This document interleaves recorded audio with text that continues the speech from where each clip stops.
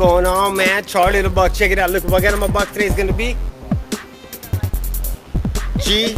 Edward Griffin. Let's get this video started. Check it out, people. Remember last week I told you guys about that term I wanted you guys to look up, collectivism? I learned it from him because I took the day off work. Like I told you guys, I take a lot of days off work to report the news to you guys. And I knew he was coming to speak at Fresno State, so I wanted to do my research on him. And when I learned about that phrase collectivism, that's when I shared it with you. So I asked this gentleman from the kindness of his heart to explain collectivism to you guys. So coming from the horse's mouth. Thank you very much, I really appreciate it. Okay. So can you just tell the people about collectivism? Okay, very good.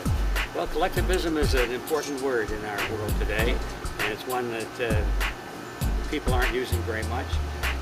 80 years ago, books on political philosophy were loaded with that word. Everybody knew the word collectivism, but it's fallen out of use, I should say, fallen into disuse. So let's start from the beginning. Collectivism is a concept. It's an ideology of the proper function of the state. It's an ideology which says that the state should be all powerful. All power to do everything. It's the organizer of society. It's the creator of all that's good. It's the solver of all problems. And that people should be subordinate to the state. So it's the concept of big, powerful government and small people who are supposed to serve the interests of the state. And it's got another quality to it. The quality is that the people are supposed to love it. They're supposed to like it because they believe that that arrangement is best for society. Yeah. Because it's the greater good for the greater number. If people do not have individual will, they're not troublemakers. We hear a lot about being a good team player and all that sort of thing. Yeah, yeah. And we're sort of programmed this way in our exactly. society. You know? I told you guys that. Yeah, we're programmed to be team players, and so, well, he's too much of an individualist. He doesn't go along with the group. He's a little strange, all of that sort of thing. So we've been conditioned to think that to go along with the group and serve the group, the best interests of the group, is good for society. Well, it turns out that there are a lot of problems with that. And I know when I went to school, I was pretty well taught that collectivism is a good thing because it's based, the most fundamental principle of collectivism is that the group is more important than the individual. Yeah. And that the individual must be sacrificed, if necessary, for the greater good of a greater number. Now, if you think about that for a minute, it sounds good, but absolutely all of the great atrocities of the modern age, all of the aggressive wars that have been started, all of the genocides that are committed, all of the great crimes against humanity, the leaders of those crimes say, well, we did it because it was in the best interest of society, or the best interest of the state. And too bad about having to sacrifice those few people, but it was really, in the long run, for the good of all. And that is such a terrible concept, you see. And as long as you buy into the idea that there is such a thing as a group that has rights above the rights of an individual, you're kind of stuck because you don't know how to argue against them. The truth of the matter is that the group, this concept called group, doesn't really exist. Yeah. It's just an abstraction in the mind. There's no such thing as a group. You can't touch a group. You can't see a group. You can touch individuals. You can see a bunch of people over there, and we call that vision or that concept of more than two people, we call that group. But it doesn't really exist. It's a mathematical concept, an abstraction of the mind. And so when we say that this thing, group, is more important than an individual, we're making a big mistake. Because what we're setting ourselves up for is for demagogues to step forth and say, I speak on behalf of the group. I represent the group. I am the leader of the party, or something like that. Now, Adolf Hitler spoke for the group. The Nazi Party was the leader of the state.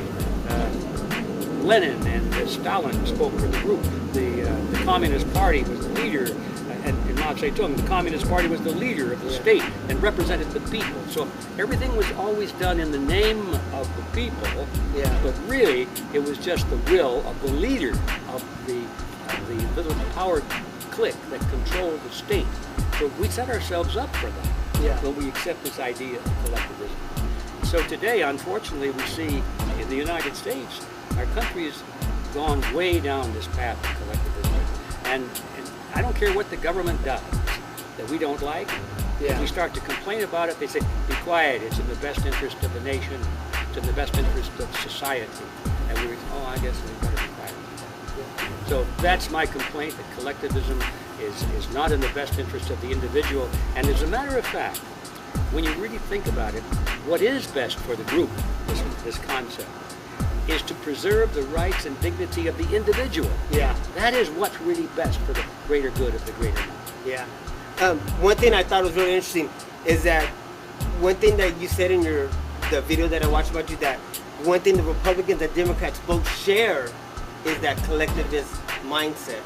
Well, yes, there's no question about it that the political system in America, divided between Republican Party and Democrat Party, is the same as almost in every other country in the Western world. We have the two major parties, and they battle with each other over relatively minor issues, but it sure seems like a big battle going on. Yeah. Big battle. But when you look at what the really important issues are, they're in total agreement. Yeah.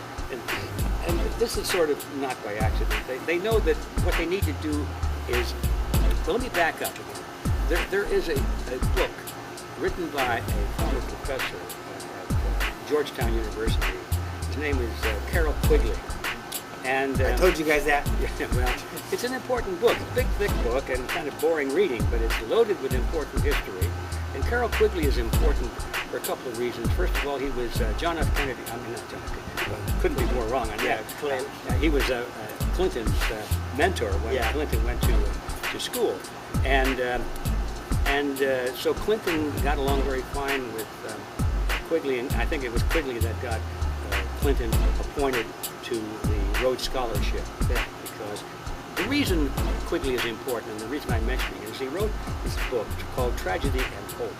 I told you and Quigley was considered to be the historian of one of the most amazing real-life conspiracies the world has ever seen. Yeah. It doesn't have a name. I mean, you talk about a conspiracy. These people decided originally, we're not going to have a name, guys, because if you have a name, people can talk about you. Yeah. So they never really had a name, and even Quigley himself refers to it as the group, and sometimes, the Quigley group. I mean, not Quigley, I got it wrong again, but the Rhodesian group, because this secret society was created by Cecil Rhodes on his deathbed. One of the wealthiest men of all time, as you probably know. He was the Chancellor of South Africa, had personal possession of most of the diamond mines there, a lot of the gold mines, fabulous wealth, and very powerful in British politics. But when he died, he left all of his wealth, not to his family or to his heirs, but to create a secret society. And that's how we know about it, because there was a book written by the administrator of his will, called William Stead, or Steed, I don't know how you pronounce it, but it's S-T-A-D, and he describes the wills and where the money went and what it was for, and where it went is to the creation of a secret society that Cecil Rhodes said should literally control the world from behind the scenes. Now, this is Cecil Rhodes speaking. Yeah. He said, the way we will do this is that we will send our people into the power centers of society and quietly work from behind the scenes. We will control all the major organizations that determine the political life of the nation. We will control, he said, the political parties, we will control the newspapers, the media centers, we will control the labor unions, we will control education, that was very important, but we will do it quietly. Nobody will even know we're doing it. We'll meet secretly. This is now part of the public record. And Quigley wrote about this in this book. And the reason I mention that, there's much more to say on it than this, but Quigley comes to the point where he says, so how do we control the world? And he was identifying with them. He was part of that group, really. He said, how do we control the nations of the world and still let people have a vote? He says it's easy. All you have to do is control both political parties and let them fight it out. And no matter which way they go, we still are in control. And that's why we keep going down the same road. Well, that was what Quigley said. He said that's how it has been done in American politics. He didn't talk about other countries, but he was very specific about American politics. He said that as long as the major topics and major principles and issues do not change, you can have all the fighting going on that you wish on secondary issues. So when you look at the major issues in American politics today, I would say probably at the top of the list would be two. The one is the continuing of America as a nation, its sovereignty. Is it going to continue as a nation, or is it going to be gradually absorbed into what those people like to call the New World Order, which is a globalist system based on the model of collectivism? Back to that word. Back to the word. They know definitely what they want. And that was one issue, and the other issue is, what is America going to have as a monetary system? Is it going to be a sound monetary system based on gold or silver, or is it going to be fiat money that can just be created out of nothing? Is its value going to go down? Is it going to go broke? Is it, so two major issues for the survival of America. Neither of those issues will ever be discussed by the Republican or the Democrat Party. That is absolutely taboo because the leaders of both parties agree on those issues. They agree that America must be dissolved as a sovereign nation. They agree that it must continue with fiat money, and it must continue under the Federal Reserve System, and that is how they're going to finance this collectivist empire. So we're back to the question: is there a difference between the political parties? And the answer is very little. Same.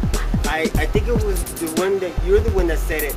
You got the left wing and you got the right wing, but what's the bird in the middle that's controlling it? The same ugly bird. And that bird is called collectivism. I want to thank you very much for your time. I really appreciate it and everything that you're doing. Well, thanks for what you're doing. Keep it up.